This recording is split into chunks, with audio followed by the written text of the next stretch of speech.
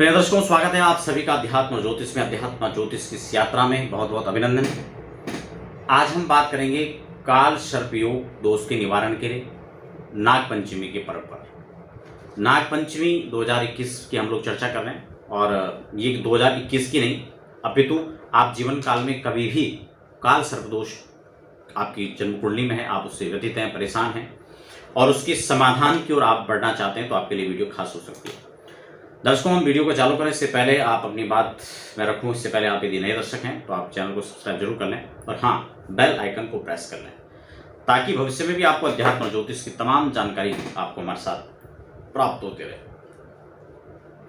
नागपंचमी, श्रावण शुक्ल पंचमी को हम लोग जो है नागपंचमी कहते हैं और खासकर जन्म कुंडली के अंदर यदि राहु और केतु के बीच सभी ग्रह आ जाते हैं तो ऐसी स्थिति में सीधा डेफिनेशन है। कई बार लोग कहते हैं आंशिक काल सर्प योग है और काल सर्प योग के लिए बहुत सारी भ्रांतियां बनी रहती हैं। तो ऐसी स्थिति में आपको भ्रमित होने की आवश्यकता नहीं है, अपितु आपको जानकारी की आवश्यकता है और इस वीडियो में आपको वही देने वाला हूं। आप अपनी जन्म कुंडली खुद निकालें। आपको किसी ने कहा काल सर्प योग है, तो काल सर्प योग का नियम क्या है मैं आपको वही बता रहा हूं और आप उसके हिसाब से देख सकते हैं। आपको किसी की आवश्यकता नहीं है और 1 रुपया आपको खर्च करने की आवश्यकता नहीं है। आप जन्म कुंडली निकालें। जन्म कुंडली के 12 भावों में से अगर राहु और केतु के बीच में 7 भावों के एक तरफ ग्रह पड़ जाते हैं तो सीधा सा सूत्र यह काल सर्प योग हो जाएगा। बाकी आपको काल सर्प योग का कोई विचार नहीं करना है।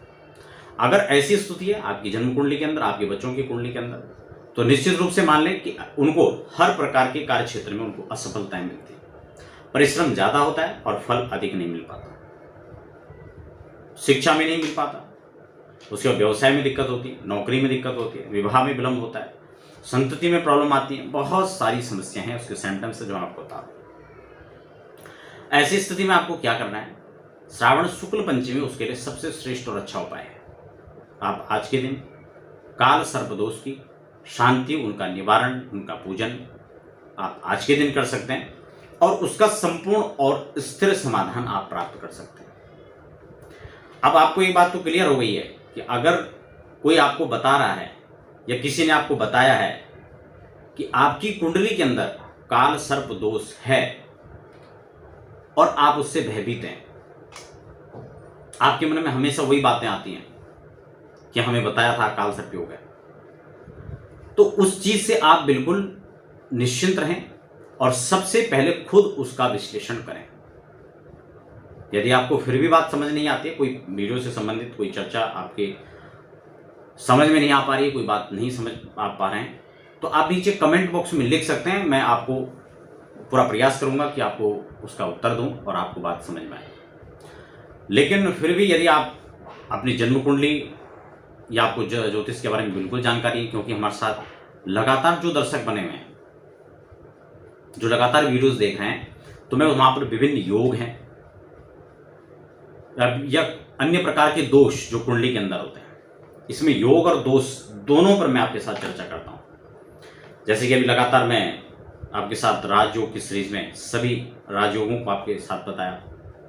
धन योग है, निर्धनता का योग है, संतति योग है, तो ये सभी चर्चाएं मैं आपके साथ कर चुका हूं। ऐसे ही दोषों की बात आती है, उसी में काल सर्प दोष है। यह जो कुंडली मिलान करते हैं तो वहां पर बहुत सारे दोष, जैसे भगुड़ दोष है, षडाष्टक दोष है, मांगलिक दोष है, मैं उस पर भी चर्चा कर चुका हूं। इन सभी में व्यक्ति भ्रमित और परेशान रहता है क्योंकि उसको सही जानकारी नहीं मिल पाती।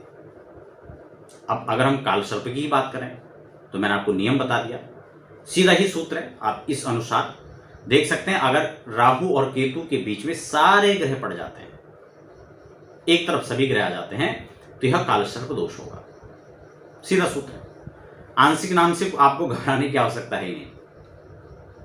अब बात आती है कि अगर काल सर्प दोष है तो काल सर्प दोष कौन सा है और कौन से क्षेत्र को सर्वाधिक वह जो है प्रभाव वहां पर अपना दुष्प्रभाव रखेगा। क्योंकि कई बार काल सर्प दोष केवल स्वास्थ्य के लिए सबसे ज्यादा खतरनाक होता है, कई बार शिक्षा के लिए सबसे ज्यादा खतरनाक होता है, कई बार आपके भाग्य के लिए सबसे ज्यादा खराब होता है। तो मुख्य प्रकार से जो प्रधान काल सर्प योग हैं, जो संपूर्ण रूप से उस भाव को प्रभावित करते हैं, वह कुंडली के अंदर 12 भाव होते हैं। 12 घरों के अंदर बनने वाला 12 प्रकार के काल सर्प दोष होते हैं। यदि लग्न से प्रारंभ होने वाला काल सर्प योग है, लग्न में राहु बैठ गए हैं फर्स्ट हाउस में और 7th हाउस में केतु बैठ गए हैं, तो ये फर्स्ट हाउस में बनने वाला काल सर्प योग होगा। इन्हीं 12 काल सर्पों का अलग अलग नाम भी है, जैसे पद्म काल सर्प, शंखनाद, इसके बाद करकोटक, तक्षक, तो ये अलग अलग नाम भी उनके हैं। लेकिन आपको नाम पर जो है जाने की आवश्यकता नहीं है, आप तो काम की वहाँ पर जो है चर्चा रखें, काम पर फोकस रखें कि वो कौन से भाव के अंदर बन रहा है और किस चीज़ को सबसे ज़्यादा इफेक्ट देगा। तो आपको इसका विचार करना है। अब हम बात कर लेते हैं शांति की। कई लोग कहते हैं हमने तो शांति करवा ली लेकिन रिजल्ट मिला नहीं। इसीलिए पूरे भारतवर्ष के अंदर अगर काल सर्पदोष शांति के लिए सर्वश्रेष्ठ कोई स्थान है तो 2 जगह है। अब कुछ लोग इस पर विवाद भी करेंगे, कुछ लोग कमेंट करेंगे कि नहीं हम लोग वहां नहीं आ सकते तो कैसे होगा, क्या होगा, उसके भी मैं आपको ऑप्शन बताऊंगा। लेकिन यदि श्रेष्ठतम स्थान कोई है तो या तो त्र्यंबकेश्वर में है, लेकिन अब उत्तर भारत से मान लो कोई जाने वाला उत्तराखंड से या उत्तर प्रदेश से तो बहुत दूर पड़ेगा, हरियाणा पंजाब से। या फिर उत्तर भारत में आपके लिए ऋषिकेश से आगे नीलकंठ रोड पर एक स्थान पड़ता है जो बद्रिकाश्रम यानी चारों धाम जाने के लिए जो पैदल मार्ग था, वहां पर गरुड़ चट्टी नाम का एक स्थान पड़ता है। कुछ लोग इससे परिचित भी होंगे, कुछ लोग ना इससे जो है परिचित भी होंगे। तो वहीं पर गरुड़ भगवान का मंदिर है, बिल्कुल गंगा के तट पर है। बद्री विशाल जाने का, बद्री विशाल ही नहीं, चारों धाम जाने का वो मुख्य मार्ग है। खासकर प्राचीन समय में तो पैदल मार्ग वही था। तो वहां पर आप काल सर्पदोष कर सकते हैं। अभी इस वर्ष भी और हम लोग हमेशा जो है यहाँ पर लगातार कुछ लोगों के काल सर्पदोष का सामूहिक यहाँ पर निवारण होता है।